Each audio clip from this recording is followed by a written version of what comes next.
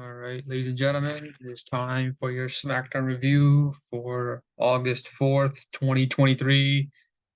This was just another boring Smackdown. I said the bloodline stuff. I thought the show just sucked. Nothing intriguing, nothing really, maybe a little bit. LA Knight won, but he's not really getting pushed, really. Just like a momentum thing. Oh, who's gonna have momentum going into SummerSlam, whatever, tomorrow? And then the other thing was Street Profits and Bobby Lashley. They were like barely on TV, like maybe 30 seconds. They beat up the people in the tag match, and then Lashley showed up and stuff. But yeah, just real lackluster. Nothing really, like not a lot of substance in this show, meaning and stuff. But yeah, I just thought it was a boring SmackDown. No Roman Reigns, so the show's automatically not gonna be that good without Roman. You need your star power, man. He's the world champion, man. He's got to be on the show, man. Why isn't he on the show every week? Come on, Roman. Anyways, all right, let's get to it. LA Knight versus Sheamus before the match starts. LA Knight wants to talk about the people in the Battle Royal or whatever. Oh, let me talk to you. So let's show the people on some of the people in the Battle Royal. Last week it was only LA Knight and Sheamus listed. This week it was more than half the people in the match listed.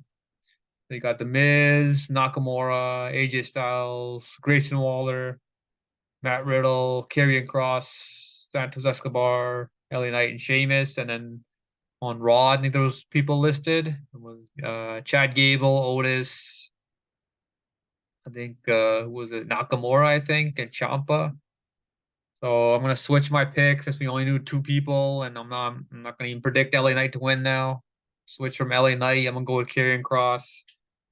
You never know, man. Who knows who's gonna win this battle royal? Just can't. I'm not gonna put any faith in WWE like I did last time with LA Knight when he lost. So no point, no expectations, nothing. All right, so we got Sheamus guys come out, and the match starts.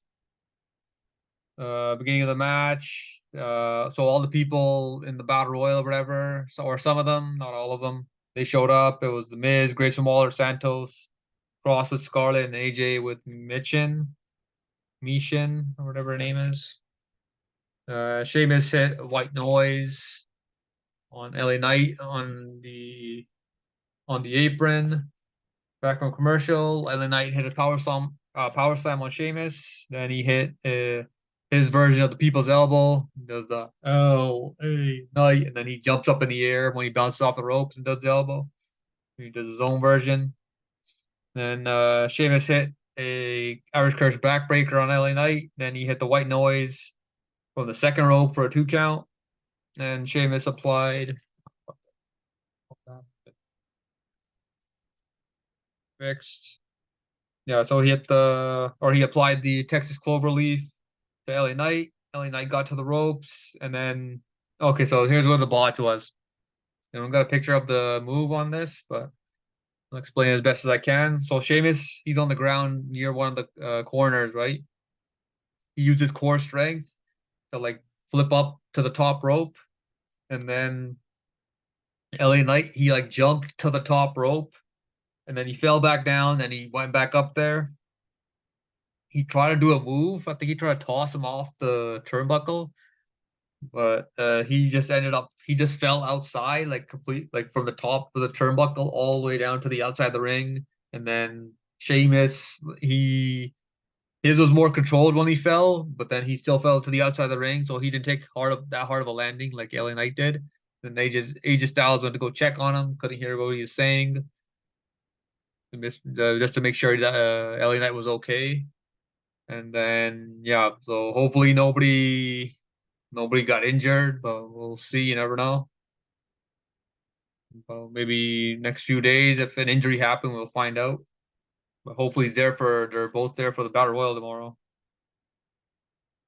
All right, and then so the wrestlers that are on the outside, they all have a stare down.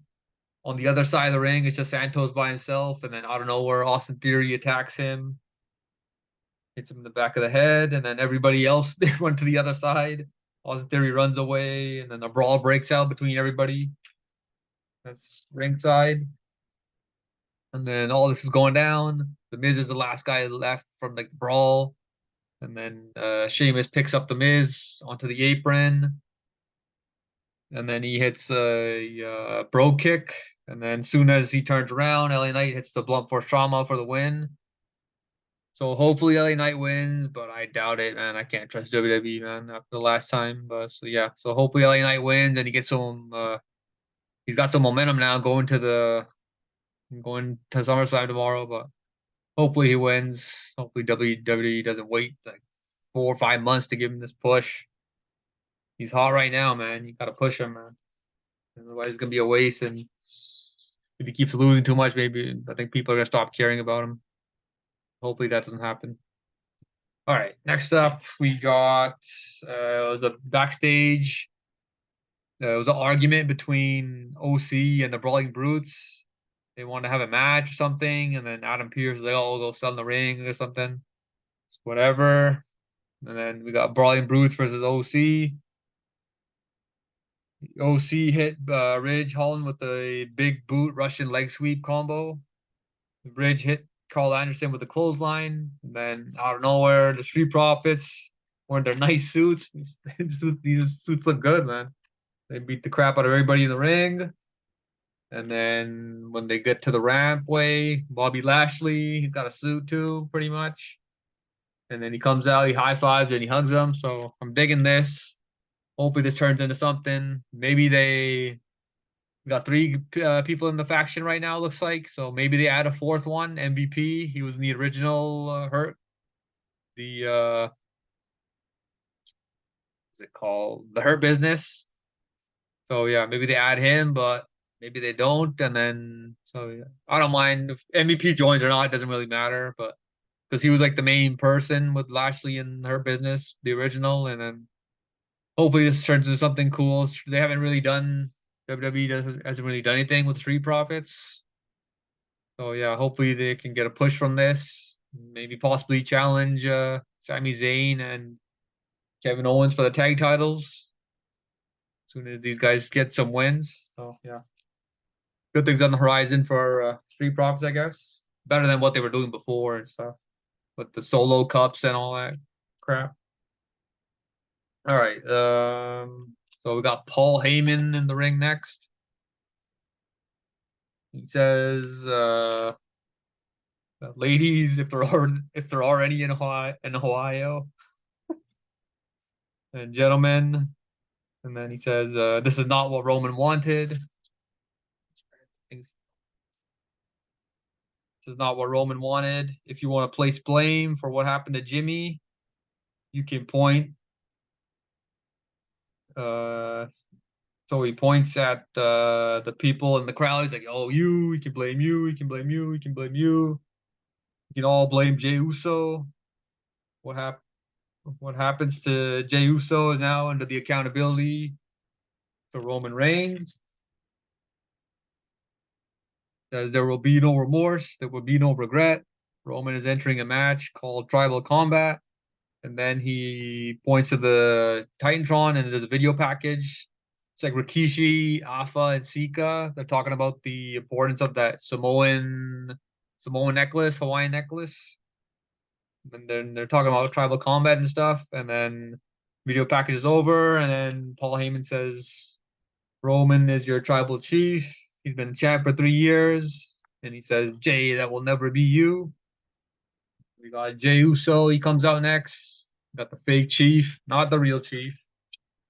Triple H think he's the real chief. All right. So Jey Uso comes out, says, I'm gonna light him up with a stick, a chair, my family I'm bringing tomorrow, my culture I'm bringing tomorrow. I'll beat Roman Reigns, and I'm going to become the new tribal chief, universal champion. And then we got Solo Sokoa. He comes out. And Paul says, he says, you screwed up now. He's talking to Jay here. And then Jay says, it don't matter what happened between me and you. You always my brother, Oos. And Jay says, I can always forgive you. These mind games ain't it no more. They did the same thing to me. All you do is take orders. Roman probably gave you orders right now.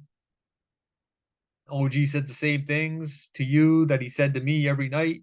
So they're planting the seeds here a little bit with between Solo Sikoa and Roman Reigns to break up for Solo Sikoa to leave the bloodline in a few weeks, I guess. So building up to that story. Yeah, I thought that was good. And then so right after that, Paul Heyman he cuts off Jey Uso. He says, "You really think he?" And then Solo he like looks at Paul Heyman and Paul Heyman like froze or something. Yeah, so Paul Heyman like froze or whatever. And then he picked up the mic. He like put the mic on it by his side, by his leg, and he picked the mic up again. And then Paul he says, let's see, oh yeah, so he says, "Excuse us one moment." And then he grabs Solo in the picture there. He wants to talk to Solo in private. And then Paul says, "Solo, Solo." He's not listening to him. And then Solo, you can read his lips. He says, "Get out." And then he yells it at him. He's like, "Get out." And then Jay super kicks Solo out of the ring. And then Jay grabs the mic again and he says, "Tell my cousin I'm going to see him tomorrow night. Tell my brother I'll see him later tonight." I thought this was real good, just advancing the story. Anything good on the show tonight that really stood out? Nothing else major happened. All right, so we got next up, Michael Cole says Rey Mysterio's day to day. He's got severe whiplash, and he might have got a possible concussion or a head injury. And then Austin Theory's in the back. He's getting interviewed.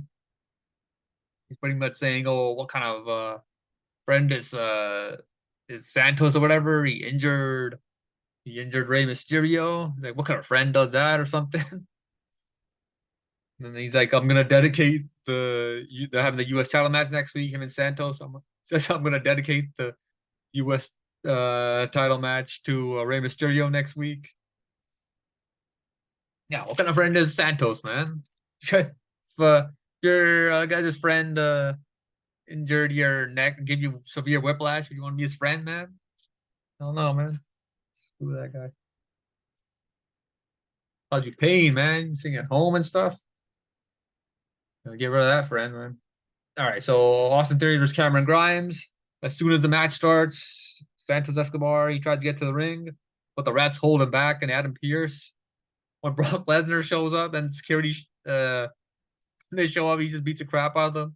Santos can't even get through the refs, man. They send everybody to Brock, but Santos can't get past the refs and Adam Pearce. Come on, bro. Gotta get past these guys. And then with his distraction, Grimes, he hit Austin Theory with his finishing move, the cave in, and then he goes for the pin, and then he's like close to the ropes, and Austin Theory's momentum, I guess, got him to his foot on the rope. And Austin Theory hit Cameron Grimes with 8 count down for the win. After the match, Santos hit a Phantom Driver on Austin Theory. That was it for that. Hopefully, Santos wins next week on Smackdown for the U.S. title. No point in because if they're not gonna push LA Knight, just give it to Santos, I guess. I don't see the point in Austin Theory keeping the title. Oh boy, everybody's favorite segment. I can't stand this segment, Grayson Waller effect. This segment needs to just go away and just die, man. It's useless. All right, so Grayson Waller's guests on his talk show are Bailey and Io Sky. Grayson Waller asks Io Sky, "Are you going to cash in?" As soon as she's about to answer, Bailey cuts her off and says no. Shotzi's like, there's like a laughing sound that plays in the arena, and like Bailey gets freaked out, spooked out, or whatever. And then Shotzi music hits. You see the tank she usually brings out. See that, and then you can't see who the person is on it. Hear that? Yeah, right there. So the person's got their head down, and then Io Sky gets out the ring, thinks it's Shotzi, and then they show the shot in the ring. Shotzi's like in the ring behind Bailey. She attacks Bailey and pulls out an electric razor, electric clippers or whatever to cut her hair, I guess. Because she cut her hair to start this whole thing. And then Bailey runs away into the crowd, and Shotzi chases her. And then Michael Cole like, oh, cut her hair, shave her hair, whatever. Then they show Zelina Vega was like in a tank or whatever. Oh yeah, just you really care about this. And then Zelina Vega and Io Sky are having their match. Shotzi and Bailey, they're like fighting in the entrance ramp. And she tries to cut her hair again, and Bailey fights her off and just runs away. And Zelina Vega wins. It's kind of dumb in my opinion. Don't really care about this either. All right, next up we got Jey Uso versus Solo Sikoa, Paul Heyman.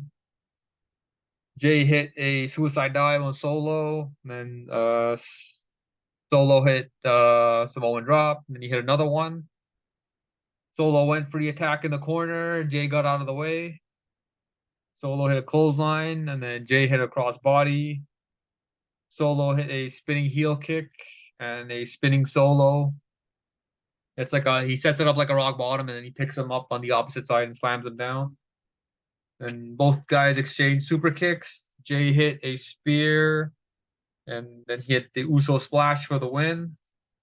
After the match, Solo attacks Jay, and then Jay hit Solo with the chair multiple times outside the ring, and then that was it for that. So thought it was an okay main event. Outside the bloodline stuff, not a lot happened. Really nothing. And then for next week's card, we got AJ Styles versus Karrion Kross, Austin Theory versus Santos for the U.S. title, and then Edge in 2 weeks. He comes back. It's gonna be celebrating his 25 years in WWE. That's crazy. What is that? 97, 98, something like that. It's crazy, man. Time just flies. Time just flies by, man. 25 years in WWE. But yeah. Well, that was pretty much it for SmackDown. And we got SummerSlam tomorrow. Should be a good show. Stacked card. Probably do SummerSlam review tomorrow. I'm gonna do my notes, and then I'll probably have SummerSlam review up late tomorrow night, 11 o'clock, 12 o'clock midnight, or probably just upload Sunday morning because then you got Collision too. Got time for a Collision, because that's the problem with when the Collision and on Saturdays, and then it's on during the same time as WWE pay-per-views. So I'll probably have Collision review up. Oh man. Sunday night or most likely by Monday morning, Monday afternoon, and then SummerSlam probably tomorrow night or Sunday morning. So I want to space my videos out or whatever. So I can maximize my views for each video, I guess. But yeah, that was it for SmackDown. See ya.